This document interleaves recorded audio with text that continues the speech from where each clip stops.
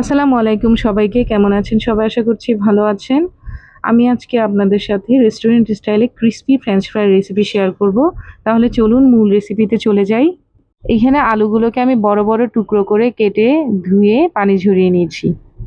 তারপর এগুলোকে আমি সেদ্ধ করে নেওয়ার জন্য একটা পাত্রে পানি গরম করে নিয়েছি। পানিগুলো হালকা গরম হয়ে গেলে আলুগুলোকে দিয়ে আমি সেদ্ধ করে নিচ্ছি। দেখুন, সবগুলো আলুকে আমি দিয়ে দিলাম। তারপর চামচের সাহায্যে একটু নেড়ে দিলাম।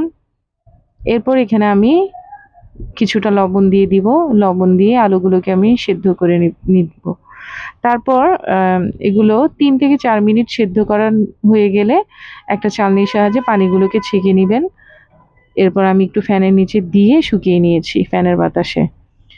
এরপর এগুলোকে আমি কোট করে নিব। আপনারা চাইলে আটা, বেসন কিংবা ময়দা অথবা কর্নফ্লাওয়ার দিয়েও কোট করতে পারেন। কর্নফ্লাওয়ার দিয়ে কোট করলে ফ্রেঞ্চ ফ্রাইটা অনেকটা ক্রিস্পি হয়, খেতেও দুর্দান্ত লাগে। এখন আমি কর্নফ্লাওয়ার দিয়ে এটাকে কোট করে নিচ্ছি, হাতের সাহায্যে আলতোভাবে মেখে নিচ্ছি। দেখুন,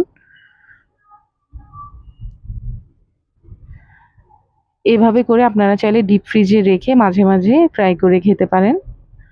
তো সবগুলো আলু কোট করা হয়ে গেছে। এখন আমি এগুলোকে ভেজে নেব।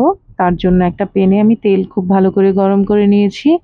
এখন এর মাঝে অল্প অল্প করে আলু দিয়ে দিয়ে আমি ভেজে নিচ্ছি। দেখুন, ব্রাউন কালার হয়ে গেছে, তারপর আমি তুলে নিয়েছি। এবার নেক্সট স্টেপ দিয়ে আমি আবার ভেজে নিচ্ছি। এভাবে করে দিয়ে দিয়ে স্টেপে স্টেপে আপনারা আলুগুলোকে ফ্রাই করে নেবেন। একটু নেড়েচেড়ে ভাজতে হবে, তা না হলে কিছু কোনোটা বেশি ভাজা হয়ে যাবে, আবার কোনোটা কম ভাজা হবে। সেই জন্য একটু নেড়েচেড়ে ভেজে নেবেন। সবগুলো আলু আমার ভাজা হয়ে গেছে। দেখুন, তৈরি হয়ে গেছে আমার crispy crispy French fry recipe. আমি সবগুলোকে একইভাবে করে ফ্রাই করে নিয়েছি। খেতেও দুর্দান্ত হয়েছে এবং অনেকটা ক্রিস্পি হয়েছে। একটু ভেঙে দেখিয়ে দিচ্ছি আপনাদেরকে, দেখুন কতটা ক্রিস্পি হয়েছে। এই ফ্রেঞ্চ ফ্রাই রেসিপিটা বাচ্চাদের খুবই পছন্দের একটা খাবার, আবার বড়রাও অনেকটা পছন্দ করে এই রেসিপিটা। টমেটো কেচাপ, তারপর চাট মশলা, এগুলোর সাথে খেতে এই ফ্রেঞ্চ ফ্রাইটা খুব ভালো লাগে।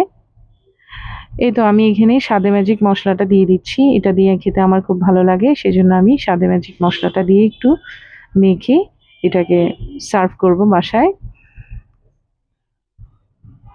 টমেটো সসের সাথে আমরা সবাই খেয়ে নিব এটা। তো আমার ভিডিওটা কেমন লাগলো সবাই জানাবেন আমাকে কমেন্টের মাধ্যমে। আমার এই রেসিপিটা যদি ভালো লেগে থাকে তাহলে আমার ভিডিওটাকে লাইক, কমেন্ট, শেয়ার করে আমার পাশে থাকবেন এবং আমার নতুন নতুন ভিডিওগুলো ভিউ করবেন। ধন্যবাদ সবাইকে, ভালো থাকবেন সবাই। আসসালামু আলাইকুম।